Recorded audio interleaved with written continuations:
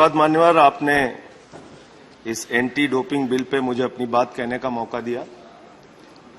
मान्यवर, जब हम लोग आज इस बिल के बारे में चर्चा कर रहे हैं तो हमारा सौभाग्य है कि अपने जमाने की उड़न परी जिसको कहा गया और जो इस समय इस सदन में है पीटी उषा जी, उनका भी हम सारे लोग अभिनंदन करते हैं। उनके रहते हुए इस बिल पर चर्चा।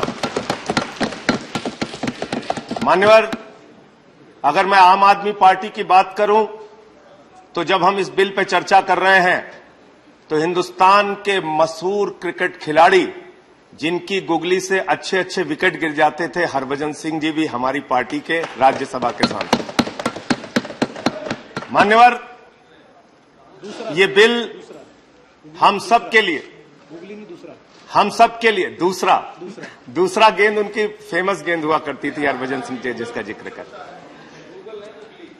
तो मान्यवर, अनिल कुंबले की भी गुगली याद कर। तुम क्यों ले रहे हैं? नहीं, सबकी है। हमने ये कहा कि हमने अपनी पार्टी की ओर से राज्यसभा के सदन में हमने लाने का काम किया। मान्यवर, ये बिल जब मैं पढ़ रहा था तो मुझे एक अच्छी बात इसमें लगी कि बिल स्टैंडिंग कमेटी में गया, उसके बाद जनता से राय मांगी गई, उसके बाद लोकसभा के पटल पर लाया गया और अब राज्यसभा में चर्चा में आया है। बहुत अच्छी बात है कि सघन रूप से इस बिल के ऊपर चर्चा करके कई स्तरों पर उसके बाद यह बिल लाया गया है। और जब डोपिंग टेस्ट में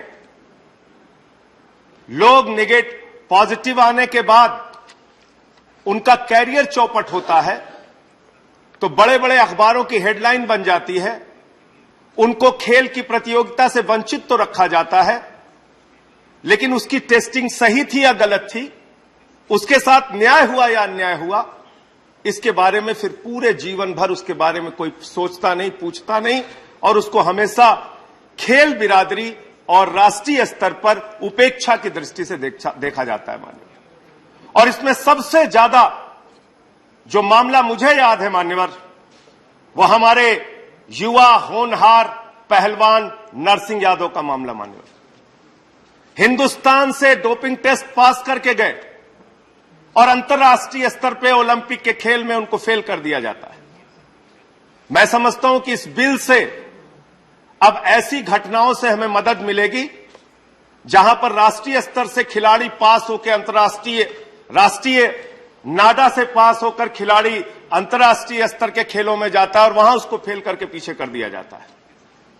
इसलिए मैं आम आदमी पार्टी की ओर से इस बिल का पूरी तरीके से समर्थन करता हूं। देश के हित में है, अच्छा है, खिलाड़ियों को इससे सुरक्षा मिलेगी।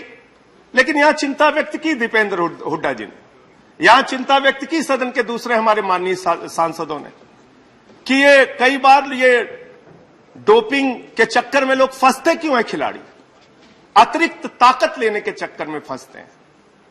वो अतिरिक्त ताकत लेने की सोच उनके मन में आती कहां से है? क्योंकि जब वो मेडल की रेस में जब पीछे होते जाते हैं, सोचते चलो किसी तरीके से मेडल हासिल करते हैं, लेकिन कई बार उनके साथ साजिश भी होती है। उनके साथ जो टेस्ट होता है, ऐसे इंजेक्शन जानबूझ के उनको दिए जाते हैं जिससे वो टेस्टिंग में फेल हो जाए। और इसलिए इस बिल का होना बहुत आवश्यक है कि ऐसी तमाम साजिशों पर, ऐसी तमाम कार्रवाइयों पर और ऐसी टेस्टिंग कर करके जो हमारे खिलाड़ियों को पीछे रखा जाता है, उससे उनको बचाया जा सके। लेकिन इसके साथ साथ क्या खेल के प्रति हमारी सरकार का ध्यान है? मान्यवर, यहां माननीय मंत्री जी बैठे, मैं आपके माध्यम से बड़ी विनम्रता पूर्वक उनसे पूछना चाहता हूं, 130 करोड़ की आबादी वाले हिंदुस्तान में आप अच्छे खिलाड़ी कैसे बनाएंगे जब आप खेल का बजट मात्र 3000 करोड़ रुपए रखते हैं?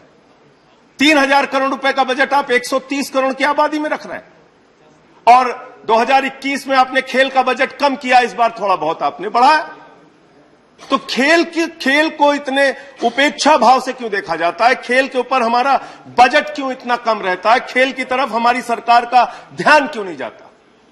और जब आज एंटी डोपिंग पे आप चर्चा कर रहे हैं मान्यवर, पूरा देश हम लोगों को सुन रहा होगा और खास तौर से हमारे वो नौजवान सुन रहे होंगे जो हरियाणा के गांवों में, उत्तर प्रदेश के गांवों में, बिहार के गांवों में, पूरे देश के अंदर दिन रात सुबह 4 बजे उठ के शाम तक मेहनत करते थे कि उनको देश की सेना में भारत के लिए मरने मिटने का मौका मिलेगा। उनको भी आपने बगैर डोपिंग टेस्ट के फेल कर दिया। उनको तो बगैर डोपिंग टेस्ट के आपने फेल कर दिया। भारत की सेना में जिनके मन में जाने का जज्बा था, यह अग्निवीर योजना लाके, यह 4 साल की योजना लाके उनके जीवन के साथ खिलवाड़ किया आपने।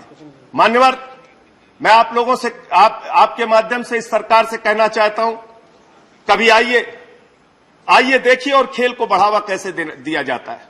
खुले मन से आइए खेल मंत्री जी, चलते हैं दिल्ली के सरकारी स्कूलों में, जहां अरविंद केजरीवाल और मनीष सिसोदिया ने मिलकर सरकारी स्कूलों के अंदर स्विमिंग पूल का निर्माण किया है।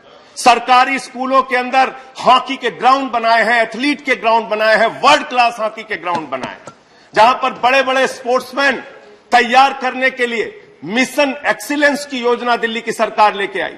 और केजरीवाल जी की सरकार कहती है खिलाड़ियों को सबसे ज्यादा मदद, आर्थिक मदद की जरूरत तब होती है जब वो उसकी खेल की प्रतिभा को निखारना होता है। आप मदद कब करते हैं? कोई ओलंपिक में गोल्ड पा गया, कोई सिल्वर पा गया, कोई एशियाड में मेडल पा गया, उसके बाद कई राज्य सरकारें उसके पीछे कोई 20 लाख, कोई 50 लाख, कोई 1 करोड़ के सहयोग देने के लिए होड़ लग जाती है। लेकिन जो खिलाड़ी संघर्ष कर रहा होता, मानो जो खिलाड़ी मेहनत कर रहा होता, जिसके खेल में प्रतिभा है, जो ओलंपिक में गोल्ड पा सकता है, सिल्वर पा सकता है, ब्रॉन्ज पा सकता है, जो एशियाड में मेडल पा सकता है, उसकी मदद करने के लिए क्या योजना है? ये योजना दिल्ली की सरकार, अरविंद केजरीवाल जी की सरकार लेकर आई। और मिशन एक्सीलेंस में हम दिल्ली के खिलाड़ियों को, प्रतिभावान खिलाड़ियों को, जिनके अंदर संभावना है खेल के अंदर बड़े बड़े खेल प्रतियोगिताओं में मेडल पाने की, उनको 16 लाख रुपए तक की सालाना मदद करते हैं मानवर, 16 लाख रुपए तक की।